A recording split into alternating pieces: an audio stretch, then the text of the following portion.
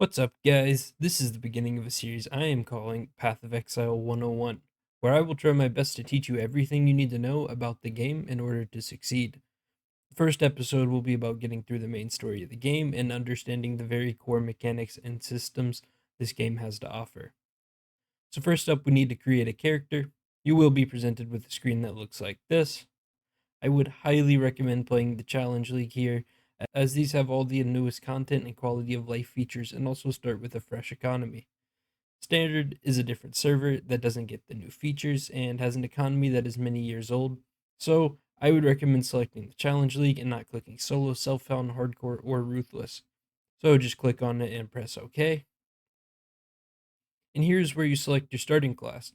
There are 7 classes of Path of Exile, and they all are used for very different things. Want to summon a skeletal army to fight for you? Play a witch. Want to rain arrows down on your enemies? A ranger is probably for you. Marauder specializes in tankiness and melee damage. But wait a second, don't choose yet.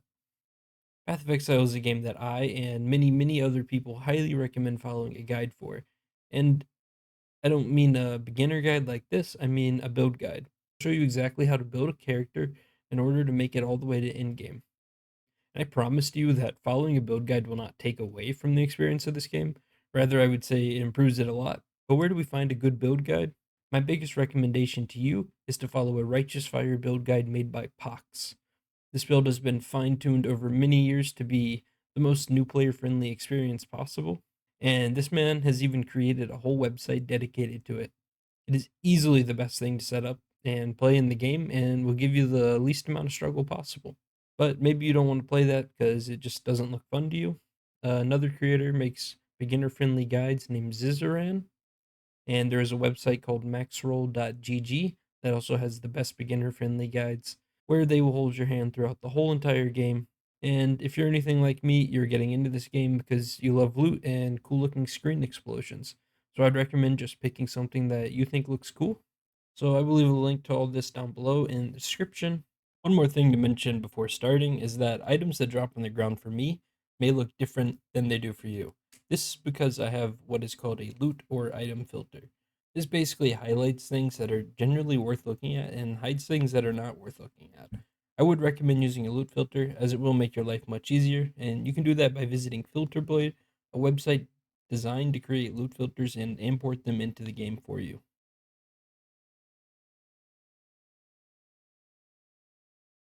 So we start our character and the game will start like this. You can read the tutorial message if you want, but for the sake of this video, I am not going to. So on the bottom right, we have all of our current skills and our mana. And then on the bottom left, we have our life and potions. Red potions heal you and blue potions restore your mana. So we click this guy with the exclamation mark to get our quest. Then the first mob you kill will always drop what we call a skill gem. These skill gems are how you get skills in the game. So this one is a burning arrow skill gem. In order to actually use this, we need to socket it into our weapon. The socket on our weapon has to be green for a green gem to be allowed in it. So green socket equals green gem. And then there are also red and blue sockets, which will allow you to use red and blue gems. So now that we have our skill gem socketed, we will see a new skill on our hotbar down below. So now we can shoot a flaming arrow. So we walked down the beach a bit and we found our first support gem. A support gem essentially is used to make our skill gem more powerful. So our bow has 2 green sockets, meaning we can socket it with our burning arrow skill gem. And this line in between the two is a link, which means the gems will be linked together. If there was no link there, then the support gem we just got would not be able to support our skill. But since we have a link between the two, our support gem can be used with our skill gem. So you walk a little bit further down this beach and you will come to see this monster over here who has this orangish health bar, and this means he is a boss mob. So he will be stronger than the other ones and might take a minute to kill, but you just kill him and then you get your first level up. So if we click the plus sign down here, we will see our skill tree. You might panic when you see that at first, but I promise you it is not actually all that complicated if you are following a build guide. So if you are following a build guide, it will show you exactly where to put all of your skill points. And a major reason a build guide is so important to follow is because without one, you might mess up your skill tree, and that can be very time consuming to fix. However, they recently made a change which will allow that to be much easier to do. So you just click on whatever the guide tells you to and hit apply. So after killing that guy, you'll come to this place, which is the first town you will visit in the game, which has vendors and a stash. You can sell items to vendors and put items you want to save in your stash. Selling items in Path of Exile is different from most games. So you put some items in you want to sell, and the vendor will give you some items that look very random. And that is because Path of Exile's main currency is not gold. Instead, the economy is made up of these things called orbs, which seriously you should not worry about too much to start with. Orbs are used to craft items, which is an extremely complicated process that you will not need to interact with in the beginning.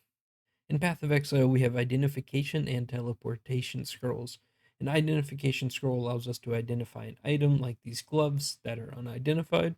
So if we just use an identification scroll on it, it identifies it, and now we can see what the stats are. A teleportation scroll lets you make a portal that sends you back to the most recent town you were in. Now, guys, this is most of what you honestly need to know in order to make it through the campaign. I want to take some time to talk about things you may run into throughout your journey. The campaign in this game is difficult and may take you a while to finish your first time through, so I'm going to give you a few pieces of advice. If you were dying a ton, it is most likely due to either A, you don't have enough life, or B, you don't have your elemental resistances high enough. So if you hit C and navigate to the defenses tab, you can see your current elemental resistances. The cap on these will be 75%, and you will want to do your best to reach that cap throughout the campaign. I cannot emphasize enough how important resistances are to your survival. You can get resistances as a stat on most gear, but some of the best ways to get a ton are through rings and amulets. Another problem you may run into is not dealing enough damage. You need to make sure you level up your gems throughout the entire game, as leveling a gem usually means more damage. And also, upgrading your weapons plays a big role in increasing that damage. I also need to mention Path of Building before we finish and the very basics of it, because a lot of guides out there want you to use it, and it can be kind of complicated when you first look at it. So, Path of Building is a program that allows players to create and share their characters. A lot of builds you may see will want you to use this.